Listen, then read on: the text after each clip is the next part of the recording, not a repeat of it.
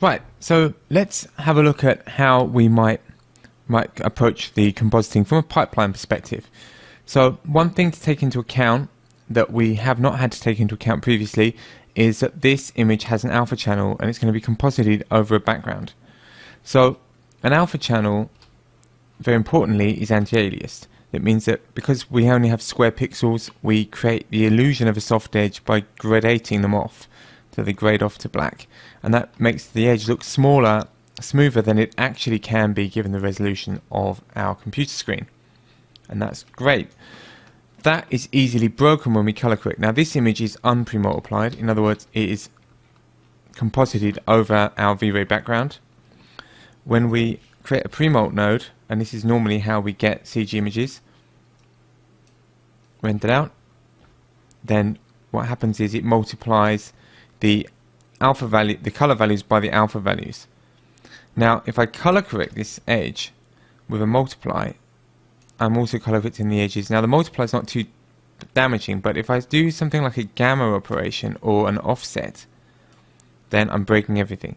And that's because all of the operation is a color correction operation. So what I need to do is do my color correction before my pre-multiplication, and everything will work fine. So we get the new color, but we keep the edge the same. So there we are. Now we do have some edge corruption from the V-Ray sky, and that's just part of the parcel of that, but we'll be dealing with that further on. So since we have this alpha, we need to take that into account throughout all of our operations. All of the back to beauty operations are color correction operations. So I've tweaked our back to beauty setup a little bit. So we have our lighting pass, but in every one of these shuffles we are keeping the original alpha.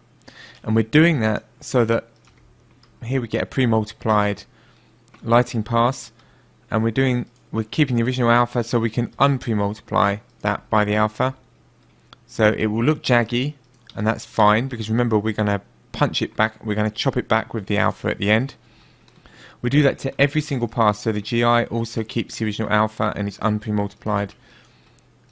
Same for the reflections, refractions, and so forth. Now let's turn off the grades so you can just check that we are getting the same result. So we have our combined operations and our original. Obviously we've lost the background because I've not put that in, but you can see we've got the original and we've got this horrible jaggedy edge. So if I turn off everything in the middle here, which is stuff I'll be showing you in a minute, and we go down to here, we copy back in the original alpha, which has the nice smooth edge, and then we pre-mult by that, and we return to our original edge. So here we have something that, apart from getting rid of the background, and we don't want that background because we're putting in a new one, apart from that, has the same edge. And so we can also color correct it, which we're going to do. The color corrections are quite simple. I'm just cranking up the reflections a bit. I'm also cranking up the speculars quite a dramatic amount because remember she's sweaty in the desert and I like this really shiny stuff. I haven't actually tweaked the SSS. I did think about it, but I didn't. And down we go. So once I put in a background, and here's my background image. So background image is oversized and it's lit from the different direction to the render. Now it might be, and by the way, these images are just downloaded off Google. You can find other images. In fact, I would like you to follow along with your own images and see how you have to tweak them. Now in this case, the lighting is wrong. The direction is wrong for the render because my character is lit from this side, from right to left, and my render is lit from left to right. So I'm just going to color correct it to something a bit more pleasant. Then I'm going to mirror it to the other side. I'm not using this corner pin, and then I'm just going to scale it in, and then I'm going to reformat it to HD because we're working with full HD renders. So let's turn this off and this off, so we now start to see and turn some other things off. So we're going to slowly rebuild this. So there's my background. Now it has an alpha. I'm going to just shuffle that away so we don't get an alpha, and then I'm going to just put that under our render, and there we go. She's on there. She's flying above of thing. Now we do have shadows. We rendered shadows out with our shadow catcher. So we have our shadow catcher. We have some things that I will be attaching in a minute. But first thing we want to do is grade this to the darker part of this to be white with a grade node, and I've set white clamp and black clamp, so there are no values over white. So if you look at that, 1, 1, 1, 1, and then the shadows have some other values. This means, and let's switch all this off as well, that if I take my background and I multiply that by my shadows, I get shadows on there. Now obviously they're not lining up, and the lighting direction is actually wrong. Now ideally you would match the lighting in 3D to the background, but in a situation like this we're just trying to make it work. So I've done a few things. The first thing is I've just added some lens distortion to both the character and the background, just to get her to sort of sit within this landscape.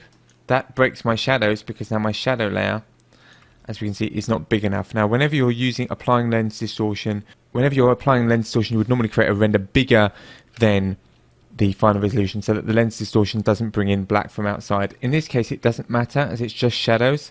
So what I can do is I can place that over a white constant, and now when I grade it up to be white, remember we're locking it off at white, then we don't get any choppiness and we get our original over there.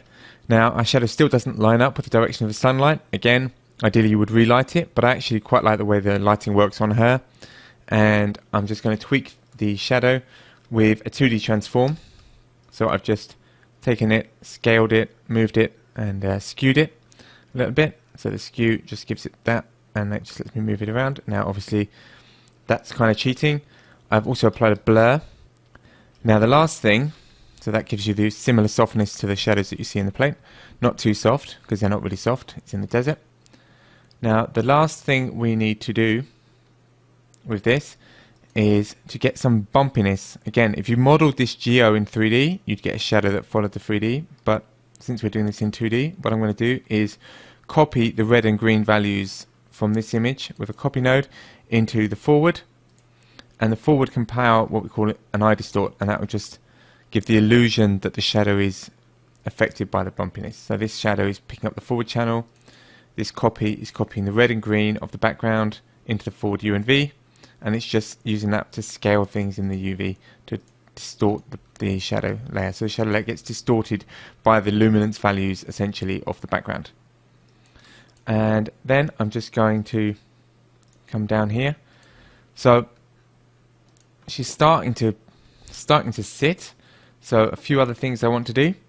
I want to set the black point and a white point.